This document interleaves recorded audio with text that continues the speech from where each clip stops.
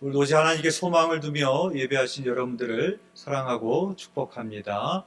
저희 교회를 처음 방문하신 분들 환영하고 축복합니다. 우리는 과학의 시대를 살고 있습니다. 자동차 하나만 보더라도 저희 교회가 차를 스타렉스에서 스타리아로 바꿨습니다. 스타렉스에서 스타리아로 넘어가는 단계는 단순히 새로운 모델이 출시된 것이 아니라 이제는 자동차의 운영 체계가 아날로그 방식은 끝났다라는 것을 말해주고 모든 차들이 디지털 운영 체계로 바뀌었다라는 것을 보여주고 있는 겁니다. 전기 자동차에는 배기가스를 배출하는 우리가 흔히 말하는 마우라가 없습니다.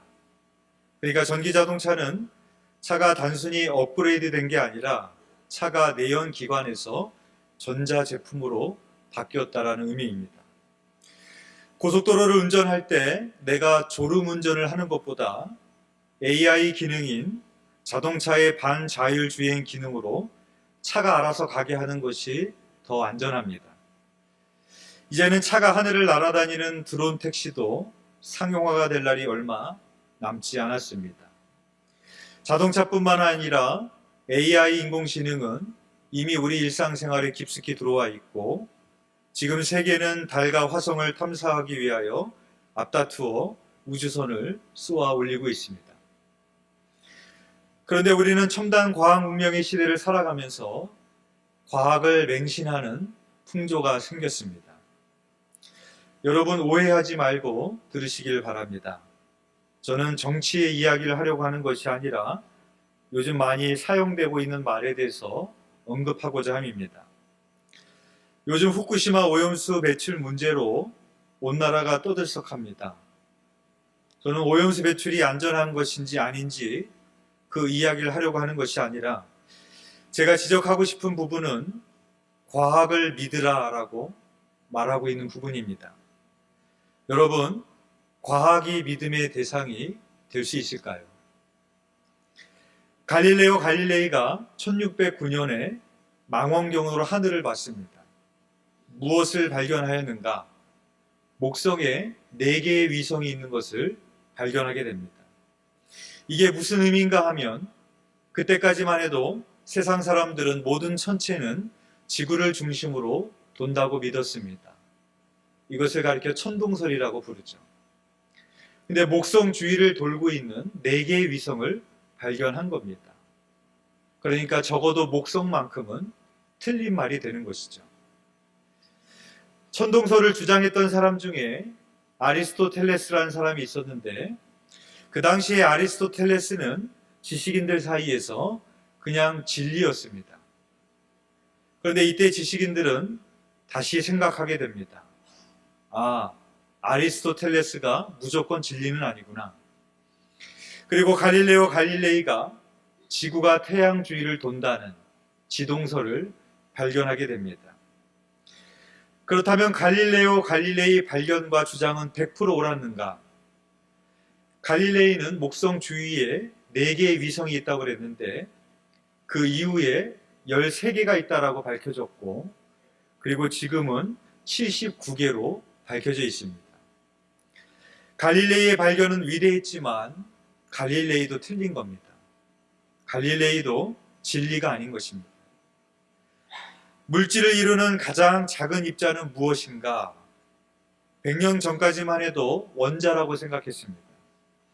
그래서 원자를 뜻하는 단어, 영어 단어 에럼은 더 이상 쪼갤 수 없다라는 뜻을 가진 것에서 유래가 됐습니다. 근데 나중에 원자 안에 핵이 있다는 것을 발견하게 됩니다. 그것으로 끝인가? 또 나중에는 핵 안에는 양성자와 중성자가 있다는 것을 알게 됩니다. 그것으로 끝인가? 또 양성자와 중성자 안에는 4개의 쿼크로 이루어져 있다는 것을 알게 됩니다. 그렇다면 쿼크가 끝일까요? 우리는 그 끝을 알지 못합니다. 과학의 결론은 잠정적인 답일 뿐입니다. 과학은 새로운 사실이나 이론이 밝혀지게 되는 순간에 전에 내렸던 결론은 거짓이 됩니다. 그때 과학자들은 그 수치를 미련 없이 버립니다. 따라서 과학적 결론보다 더 중요한 것은 올바른 과학적 태도를 가지는 겁니다. 올바른 과학적 태도란 무엇인가? 지금의 결론이 틀릴 수 있다라는 겸손입니다. 신앙생활도 마찬가지입니다. 우리가 하나님을 증명할 수 있어서 하나님을 믿는 것인가? 때로는 하나님을 믿지 않는 사람들이 우리에게 이렇게 이야기합니다. 정말로 하나님이 살아계시는지 증명해봐, 입증해봐, 그럼 내가 믿을게. 그렇게 말을 하는 사람이 있습니다. 근데 이 말을 보면 앞뒤가 맞지 않는 말입니다. 내가 하나님을 증명할 수 있고 입증할 수 있다면 거기에 믿음은 필요 없습니다. 이미 그분은 하나님이 아니실 겁니다. 우리가 주목하는 것은, 우리가 믿는 것은 눈에 보이는 것이 아니라 보이지 않는 것입니다.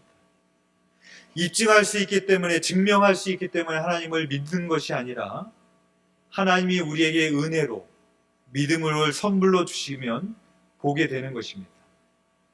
그래서 믿음장인 히브리서 11장에서 이렇게 말씀합니다. 히브리서 11장 1절의 말씀입니다. 믿음은 바라는 것들의 실상이요 보이지 않는 것들의 증거니 라고 말하고 있습니다. 즉 우리가 믿는 것은 눈에 보이지 않지만 믿음의 눈으로 보면 실체가 되는 것입니다. 올바른 과학적 태도란 내가 아무리 위대한 발견을 해도 나의 가설과 발견이 틀릴 수 있다는 것을 인정하는 겸손입니다. 올바른 신앙적 태도도 마찬가지입니다. 우리는 예수 그리스도를 나의 구주로 믿고 하나님의 은혜로 구원을 선물로 받았습니다. 그러면 구원을 받은 성도의 올바른 신앙적인 태도는 무엇이 되어야 되겠습니까? 마치 놀이공원에서 1일 자유이용권 티켓을 끄는 사람처럼 나는 이미 구원받았으니까 앞으로 아무렇게나 살아도 나는 천국에 간다. 그렇게 살아가는 것이 올바른 성도의 신앙적인 태도겠습니까? 자격이 되지 않은 나에게 구원의 은총을 주신 하나님의 은혜에 감사하면서 구원은 받았지만 아직 구원받은 자의 합당한 모습으로 살아가지 못하고 있는 내 자신을 하나님의 말씀에 비추어서 끊임없이 내 자신을 성찰하고 나의 허물과 죄를 버리며 구원의 완성을 향하여 나아가는 것이 구원을 받는 성도의 올바른 신앙적인 태도가 되는 것입니다. 오늘 사도 바울이 그 이야기를 하고 있습니다. 오늘 보면 빌립보서 3장 5절에서 6절의 말씀 우리 함께 봉독하겠습니다. 나는 8일 만에 할례를 받고 이스라엘 족속이요 베냐민 지파요 히브리인 중에 히브리인이요 율법으로는 바리새인이요 열심으로는 교회를 박해하고 율법의 의로는 흠이 없는 자라. 아멘. 예수님 당시에 예수님을 십자가에 죽게 만들었던 장본인은 이방인들이 아니라 유대인들이었습니다. 세상에서 소외되고 아무런 힘이 없는 자들이 아니라 세상의 기득권을 가지고 있었던 종교 지도자들이었습니다. 그 종교 지도자들 가운데는 바리새인이라는 사람들이 있습니다. 바리새인들은 어떤 사람이었는가? 하나님의 율법을 철저히 지키고 다른 사람들에게 율법을 가르치는 사람들이었습니다. 그러나 그들은 자신들이 아는 것과 가르치는 것에 대해서 틀림이 없다라는 교만을 가졌기에 자기 자신을 돌아보지 않고 다른 사람들을 쉽게 정죄하고 비판하는 사람들이었습니다. 더 나아가서 예수님을 공경에 빠뜨리고 시험에 빠뜨리려고 했던 사람들이었습니다. 그래서 예수님은 바리새인들을 향해서 회칠한 무덤이라고 비판을 하셨던 것입니다. 그런 식으로 따지자면 사도 바울은 완전한 바리새인이었습니다.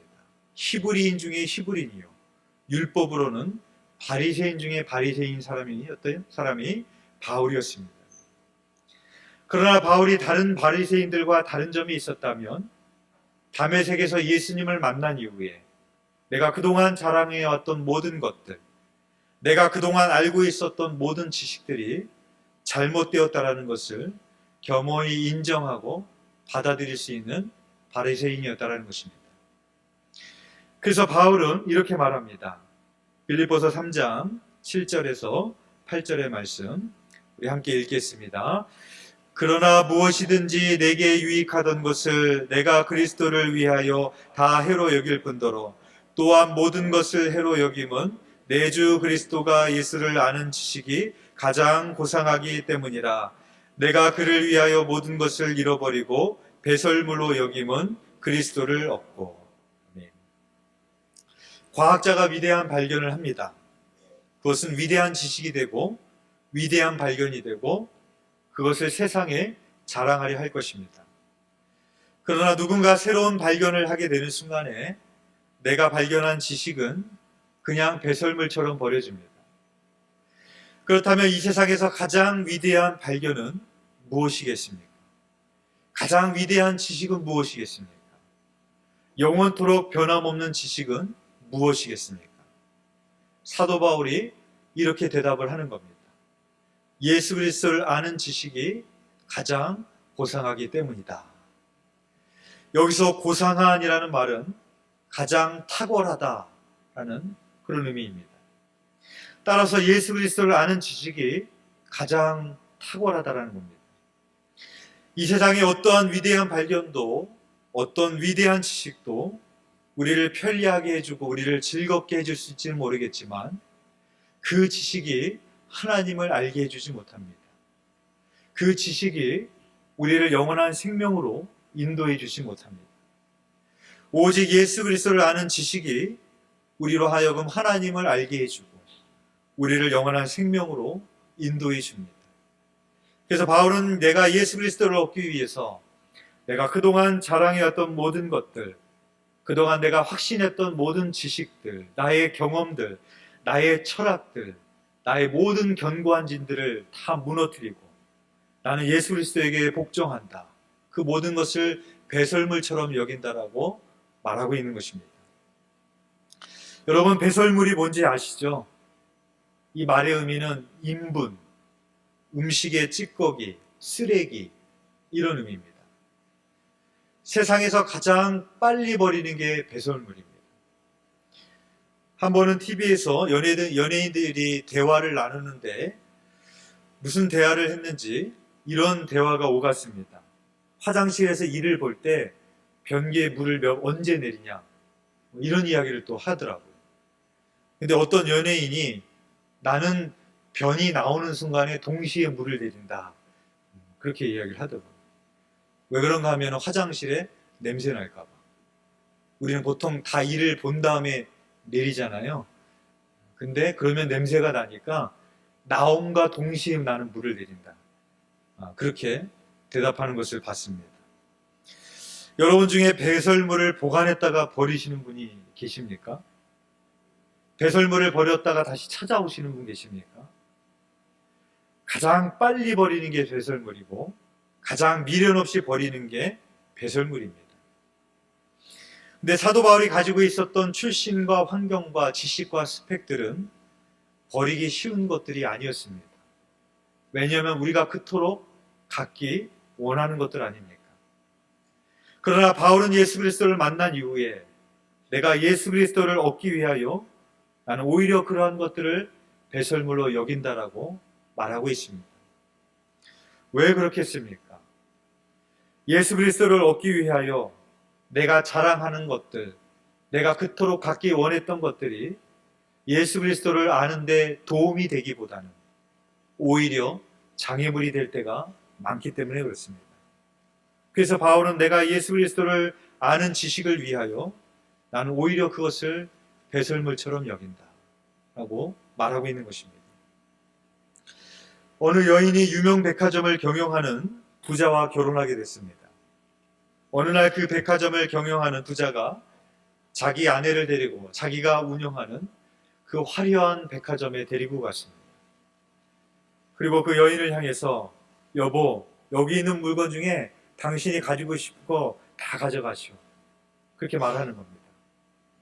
그때 아내가 이렇게 대답을 합니다. 아니에요. 저는 당신으로 충분해요. 그렇게 말합니다. 얼마나 지혜로운 여인입니까? 이 여인에게 있어서 남편을 얻는 것이 모든 것을 얻는 것입니다. 마태복음 16장 26절에 이렇게 말씀합니다. 사람이 만일 온 천하를 얻고도 제 목숨을 잃으면 무엇이 유익하리요? 사람이 무엇을 주고 제 목숨과 바꾸겠느냐? 오늘 내 생명이 끝나는 사람에게 온 천하를 준들 그 천하를 소유한들 그것이 무슨 유익이 되겠습니까? 사람이 온 천하를 얻고도 제 목숨을 잃으면 아무 소용이 없는 이유는 사람에게 있어서 생명보다 중요한 것이 없기 때문에 그렇습니다. 이 세상의 모든 것을 다 가져도 예수님과 상관없는 인생이 된다면, 이 세상의 모든 지식을 내가 다 가져도 예수님을 아는 지식이 없다면 그 사람은 불행한 인생입니다. 그러나 이 세상에 내가 가진 것이 없을지라도, 아는 지식이 없을지라도 예수 그리스도를 아는 지식이 있다면 그 사람은 가장 행복한 인생인 줄 믿습니다. 우리 옆 사람과 한번 인사해 보시겠습니까? 인사하실 때 당신은 행복한 사람입니다. 한번 인사하겠습니다. 당신은 항상 행복한 사람입니다. 아멘. 예수 그리스도를 아는 우리들이 가장 행복한 인생인 줄 믿습니다. 그래서 바울은 이어서 이렇게 말을 합니다. 빌립보서 3장 12절에서 14절의 말씀 우리 함께 봉독하겠습니다. 내가 이미 얻었다 함도 아니요 온전히 이루었다 함도 아니라 오직 내가 그리스도 예수께 잡힌 바 된 그것을 잡으려고 달려가노라. 형제들아, 나는 아직 내가 잡은 줄로 여기지 아니하고 오직 한 일, 즉 뒤에 있는 것은 잊어버리고 앞에 있는 것을 잡으려고 표대를 향하여 그리스도 예수 안에서 하나님이 위에서 부르신 부름의 상을 위하여 달려가노라. 아멘. 올바른 과학적인 태도란 내가 지금 아무리 위대한 발견을 했을지라도 나의 발견과 지식이 틀릴 수 있음을 인정하는 것이 그 겸손이라고 말씀을 드렸습니다. 올바른 신앙적 태도도 마찬가지입니다. 오늘을 살아가는 크리스찬 중에 바울보다 믿음이 좋은 사람이 있을까요? 아마 없을 겁니다. 근데 여러분, 바울의 입에서 나오는 말을 보십시오. 내가 이미 얻었다 함도 아니고 온전히 이룬 것도 아니다. 나는 아직 내가 잡은 줄로 여기지 아니하고 앞에 있는 것을 잡으려고 달려간다. 그렇게 말하고 있습니다. 바울은 누구보다도 위대한 사도였지만, 누구보다도 위대한 업적과 공로를 세웠지만, 누구보다도 뛰어난 믿음을 가지고 있었지만, 내가 예수 그리스도를 아는 지식을 얻는 것에 있어서만큼은 나는 아직도 부족하다. 나는 아직도 온전하지 못하다. 라고 말하고 있는 바울입니다. 여러분, 우리는 이미 구원을 얻었지만 그것이 이미 얻은 것이 아니라 온전히 이루지 못했다라고 말해야 되는 것이고, 내가 이미 잡은 것이 아니라 그 표대를 향해서 나는 나아가야 된다라고 우리는 바울처럼 고백할 수 있어야 됩니다. 여기 보면 바울은 달려간다라는 표현을 쓰고 있습니다. 그것을 잡으려고 나는 달려가노라. 부름의 상을 위하여 나는 달려가노라. 그렇게 말하고 있습니다. 여러분, 달려가는 사람의 특징이 무엇인가요? 첫 번째로 달려가는 사람은 뒤를 돌아보지 않습니다. 앞으로 달려가는 사람이 자꾸 뒤를 돌아보면서 뛰는 사람 보셨나요? 아마 그렇게 뛰면은 자기가 자기 발에 걸려 넘어질 겁니다. 제일 꼴찌로 들어올 겁니다. 달리는 사람은 앞만 보고 달려가는 거죠. 사도 바울이 그동안 자신이 살아왔던 것을 뒤돌아본다고 한번 생각해 보십시오. 그동안 자신이 세웠던 업적과 공로가 보이지 않겠습니까? 그러면 우리 같으면 분명히 이렇게 생각할 겁니다. 내가 이만큼 헌신했으면 됐지. 앞으로 뭘 더해? 내가 이만큼 주님을 위해서 살았으면 됐지. 뭘 더해? 우리 같았으면 그렇게 생각하지 않았겠습니까? 그러나 바울은 뒤를 돌아보지 않았습니다. 달려가는 사람의 특징은 무엇이냐? 두 번째로 멈추지 않는다라는 겁니다. 경주를 하는 사람이 달려가다가 멈추고 또 달려가다 멈추고 그렇게 반복한다고 생각해 보십시오. 제 시간에 못 들어오거나 꼴찌로 들어올 겁니다. 사도 바울이 예루살렘으로 갈 때 사람들이 바울에게 장차 임할 환난과 박해를 알았습니다. 그래서 가지 말라고 만류했습니다. 그때 바울이 이렇게 말을 합니다. 사도행전 20장 23절에서 24절의 말씀입니다. 오직 성령이 각 성에서 내게 증언하여 결박과 환난이 나를 기다린다 하시나 내가 달려갈 길과 주 예수께 받은 사명 곧 하나님의 은혜의 복음을 증언하는 일을 마치려 하면은 나의 생명조차 조금도 귀한 것으로 여기지 아니하노라 라고 말합니다. 만약에 여러분이 바울의 아내였다고 한번 생각해 보십시오.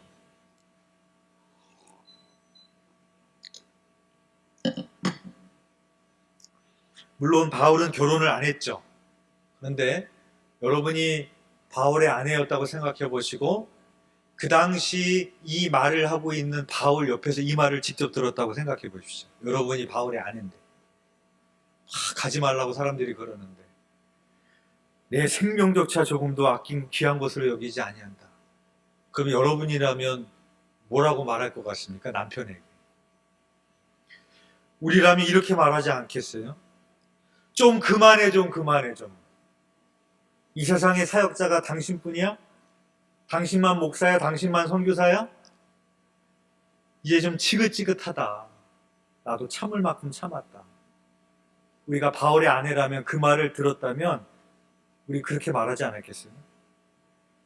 누가 봐도 그만해도 되는 인생이고 누가 봐도 그만 고생해야 되는 인생이었지만 바울은 자기에게 주신 사명을 위해서 마치기까지 나는 달려간다. 그렇게 말했습니다. 올바른 신앙적인 태도란 지금 나의 믿음이 온전하다고 여기는 것이 아니라 이미 구원을 얻었다라고 생각하는 것이 아니라 이미 잡았다고 내가 여기는 것이 아니라 나의 부족함을 인정하고 끊임없이 하나님의 말씀에 비추어 자신을 선청하고 성찰하고 구원의 완성을 향하여서 그 표대를 향하여서 앞으로 달려가는 사람입니다. 바라기는 날마다 주님 안에서 새로워지시고 예수 그리스도 안에서 열매 맺는 신앙 되시기를 주님의 이름으로 축원드립니다.